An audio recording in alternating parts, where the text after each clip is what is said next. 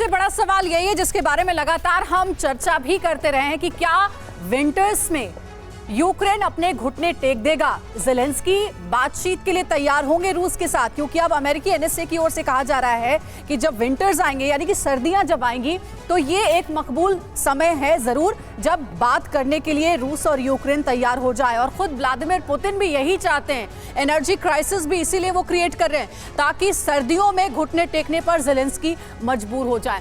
बड़ी जानकारी आपको हम शेयर करेंगे इन्फॉर्मेशन वॉल पर। रूस यूक्रेन पर क्या आने वाली सर्दी भारी पड़ेगी। देखिए, जमीन पर जंग के बजाय तोपों से बमबारी पर ज्यादा फोकस है, ज्यादा ध्यान है और साथ ही दोनों पक्ष सप्लाई लाइन तोड़ने के लिए कर सकते हैं एक के बाद एक कई हमले। यह भी कहा जा रहा है, कयास ऐसे भी लगाए जा रहे हैं कि सप्लाई लाइन टूटने से रसद पहुंचाना मुश्किल हो जाएगा। विंटर्स बहुत सारी समस्याएं लेकर के आने वाला है इस वॉर में। सप्लाई लाइन के बारे में यह भी कहा जा रहा है सप्लाई डिपो और वाहनों पर तोप और ड्रोन से हमला मुमकिन है, वहीं पर टारगेटेड अटैक किया जाएगा।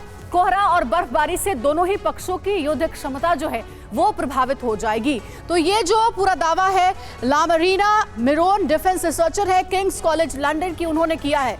प्रोफेसर अंशु, क्या विंटर्स में जो क्राइसिस आएगी ज़ेलेंस्की के सामने मजबूर हो जाएंगे अपनी 5 शर्तों को छोड़ करके बातचीत करने के लिए व्लादिमीर पुतिन से?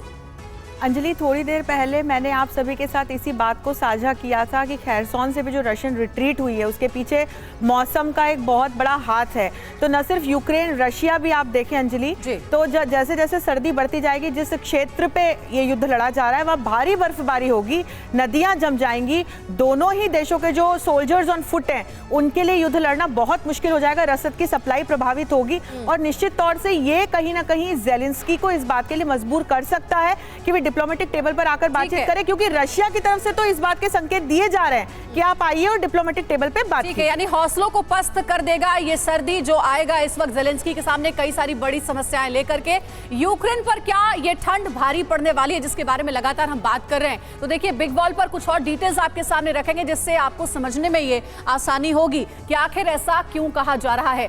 टेम्परेचर की बात सबसे पहले आपको बताया कि यूक्रेन पर आखिर ठंड कितनी भारी पड़ेगी। तापमान दिसंबर से मार्च तक 4.8 से 2 डिग्री सेल्सियस तक पहुंच जाता है और इससे आप ये अनुमान लगाइए कि कितनी ज्यादा वहां पर ठंड ठिठुरन होगी।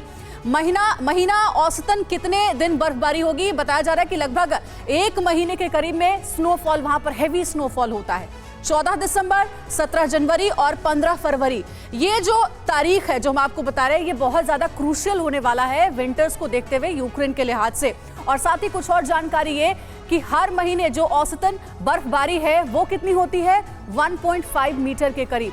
कम ठंड कहाँ पे होगी? दक्षिणी हिस्से और ब्लैक सी में यानी कि काला सागर में। यहाँ पर ठंड जरूर कम पड़ेगी लेकिन जो हालात है वो सर्दियों में बहुत ज्यादा खराब होने वाले हैं।